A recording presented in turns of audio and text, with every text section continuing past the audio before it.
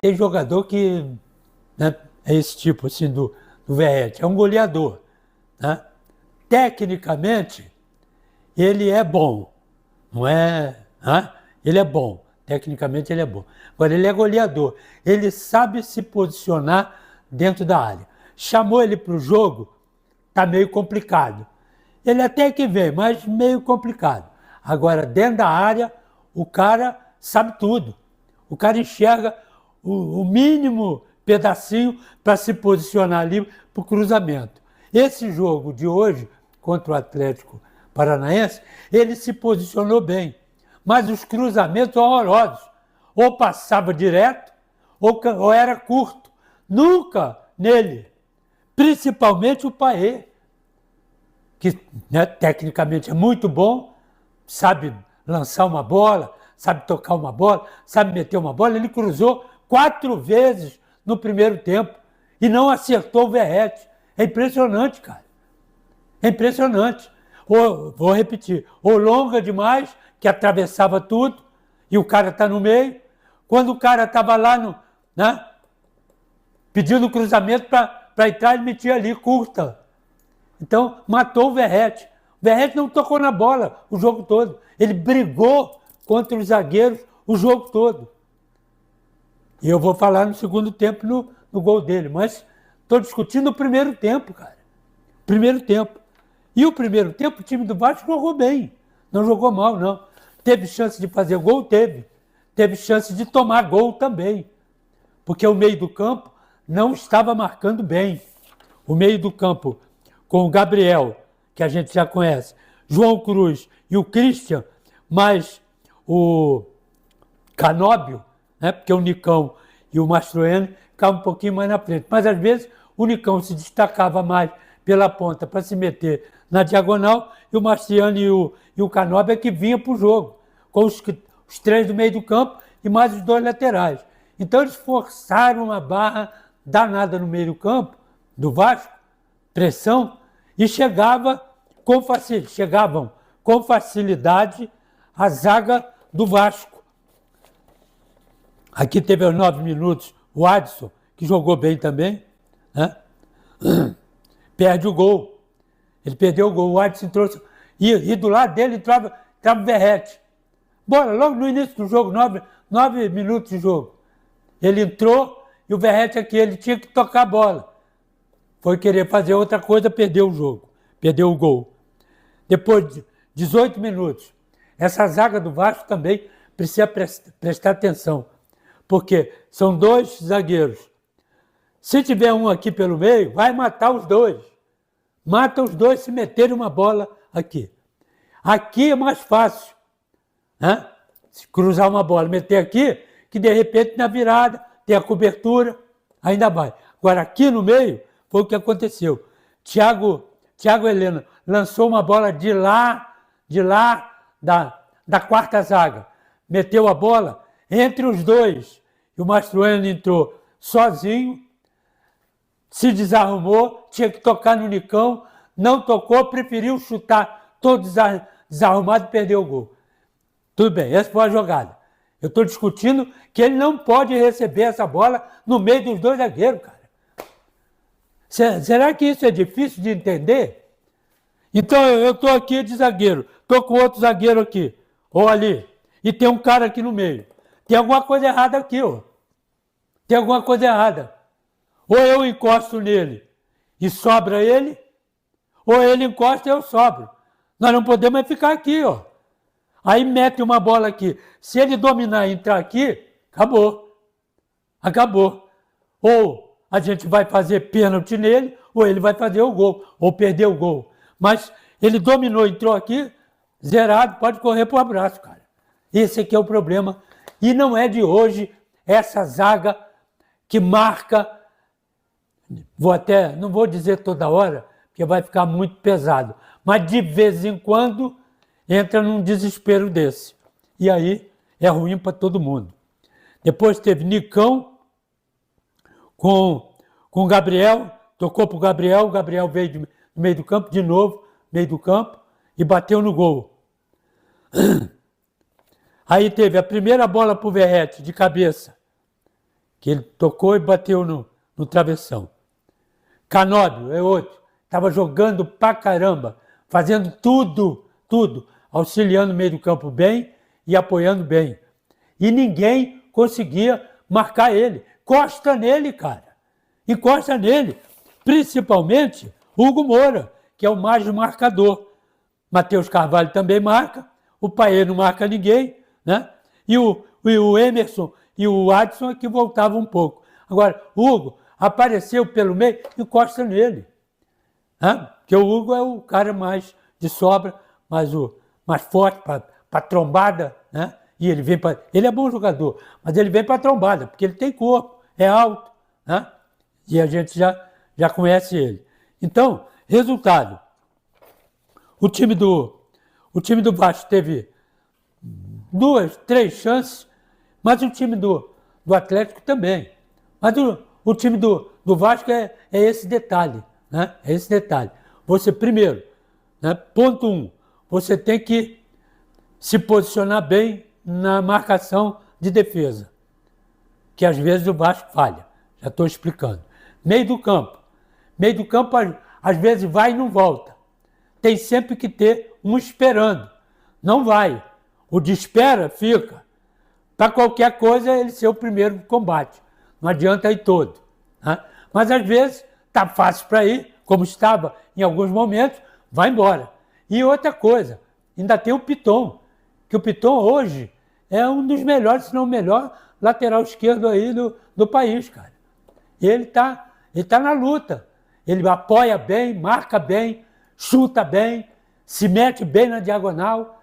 Então começou a explorar ele também, que é bom. E o lateral direito, Paulo Henrique, que é outro veloz toda a vida. Então, a zaga do Vasco, no meu modo de ver, é muito boa nas laterais. Agora, no meio é essa falha que eu estou dizendo. Que às vezes o cara tem um que bate os dois. E aí, resultado, o time do Vasco foi para dentro, perdeu algumas oportunidades. Então foi um jogo, primeiro tempo bom, mas muito equilibrado, porque, né, se salientando 2 ou 3 de cada lado. Eu acho que hoje, cara,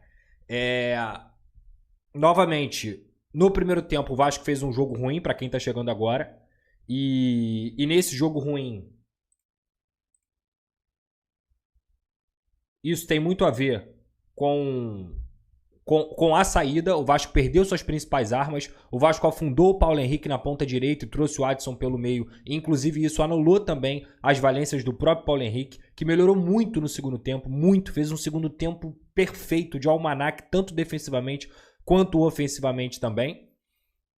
E aí o Vasco acabou, como eu disse, indo com resultado negativo, muito pela partida ruim que o Matheus Cocão fez. Nessa proteção de zaga, o Hugo Moura até fez um bom jogo, mas o Matheus Cocão vem caindo de rendimento. E eu quero destacar aqui que isso é completamente normal. É um jogador que veio da Série C do Campeonato Brasileiro. É um jogador que, até chegar no profissional, passou por muitas dificuldades. Oscilar dentro do Brasileirão é completamente normal. Ainda mais para um cara que passou a ser titular absoluto de um time como o Vasco, que é gigante, que tem muita pressão. Então eu não me incomodo do Matheus Cocão oscilar. Eu acho que é completamente natural, normal. Mas me incomoda o tempo que o Rafael Paiva deixou ele em campo. No segundo tempo teve um lance, inclusive, que quase saiu o segundo gol do próprio Atlético Paranaense em um lance de pura displicência do próprio Matheus Carvalho, que acaba adiantando uma bola e tenta dar um passe de direita e ele erra e quase que sai o segundo gol. Por pouco não saiu o segundo gol do Atlético Paranaense. Ou melhor, seria o terceiro gol. Porque se tem uma coisa que eu destaco aqui na live é como o Léo Jardim é decisivo, inclusive nas vitórias do Vasco da Gama. Ou alguém vai esquecer a defesa cara a cara que ele fez no primeiro tempo, que seria o segundo gol do Atlético Paranaense. O Léo Jardim é um goleiro de primeira prateleira. Qualquer pessoa que te disser ao contrário disso, mesmo que ele cometa falhas, está mentindo, porque o Léo Jardim é um goleiro de primeira prateleira. O Léo Jardim é solução para o Vasco da Gama, é peça crucial. O Léo Jardim é um puta de um goleiro e ele tem feito novamente uma temporada absurda com a camisa do Vasco da Gama, e nas vitórias ele salvou de novo o Vasco da Gama na partida de hoje. Então, voltando para o segundo tempo, entrou o Ryan e aí o Vasco continuou tendo dificuldades, tá? O Atlético Paranaense continuou gostando do jogo. O roteiro que estava acontecendo no primeiro tempo acabou acontecendo no segundo também, principalmente nos primeiros 10 minutos. Só que aí, em uma jogada de contra-ataque, que é algo que o Vasco faz muito bem, aparece não só o Payet tocando de primeira, o Verratti lá na ponta direita para poder fazer a recomposição, para poder ter superioridade numérica e conseguir acertar uma bola para o Ryan. O Ryan briga pela bola, consegue sobrar para o Emerson Rodrigues, e o Emerson Rodrigues, para ser muito sincero, ele apaga tudo de errado que ele tinha feito no primeiro tempo e consegue fazer um golaço, porque o gol do Emerson Rodrigues foi um golaço. Ele não só conseguiu ter velocidade para arrancar, tinham opções ao lado dele, o Ryan também, muita gente... era para ter tocado no Ryan. Cara, eu acho que o certo, sempre nesses momentos, é fazer o gol. E ele fez o gol. Ele confiou na capacidade dele, ele conseguiu cortar e bater no cantinho para poder empatar a partida. E repito, quando eu falei sobre o Emerson Rodrigues aqui na live, eu disse o seguinte: o Emerson Rodrigues é o tipo de jogador que eu não espero nada. Eu não espero nada. O que ele me der de lucro, o que ele me der de positivo, eu vou comemorar. O que ele me der de negativo é meio que algo que você já espera. Porque ele é um jogador que tem pouca qualidade técnica, digamos assim. Ele é um jogador limitado. A grande verdade é essa. A gente não precisa maquiar isso. É um jogador limitado, mas é muito esforçado. É muito esforçado. E ele subiu de rendimento no segundo tempo. Ele até errou uma bola ali no cruzamento, mas depois teve outra bola que ele conseguiu virar bonito lá na direita. E ele conseguiu ganhar campo, ele conseguiu melhorar na partida, ele conseguiu trazer ímpeto para o Vasco, conseguiu trazer velocidade. E esse gol que ele fez foi coroando o bom desempenho que ele estava tendo no segundo tempo em relação ao que ele estava no primeiro, que também não é muito difícil, né? Eu acho que quem criticou o Emerson Rodrigues no primeiro tempo tá com toda a razão. O Emerson Rodrigues fez um primeiro tempo muito ruim. E tá tudo bem. A questão ele acertou. Ele melhorou. Então eu até brinquei lá no Twitter, eu não acredito que ele fez tudo certinho. Porque ele fez tudo certinho. Um belíssimo gol, um gol de arrancada, um gol de qualidade, não só para cortar, mas também para dar o tapa. E o empate do Vasco da Gama veio quando o time conseguiu suportar a pressão do Atlético Paranaense no segundo tempo e sair melhor. Ter um pouco mais de qualidade na saída de bola. O Payet desce lá para poder fazer essa saída de bola. O Verratti desce lá para poder fazer essa saída de bola. E o contra-ataque do Vasco acontece rapidamente. E o empate acontece também. Logo depois na partida, repito, acho que, mais uma vez, falando do Matheus Cocão, ele já estava fazendo um jogo muito ruim. E beirou até a irresponsabilidade o Rafael Paiva ter mantido ele em campo. Pela quantidade de erros que ele estava cometendo. Só que ele estava com o suporte da bela partida que o Paulo Henrique estava fazendo, da bela partida que o Maicon fez nos cortes, sem a bola, e o João Vitor também é um jogador muito rápido. Ele erra, ele acerta, mas ele não desiste da jogada. Ele é um atleta que se entrega o tempo todo. E o próprio Hugo Moura e o Lucas Piton também conseguiram ter um pouco mais de consistência no segundo tempo. A partir do momento que o time empata o jogo, o time cresce.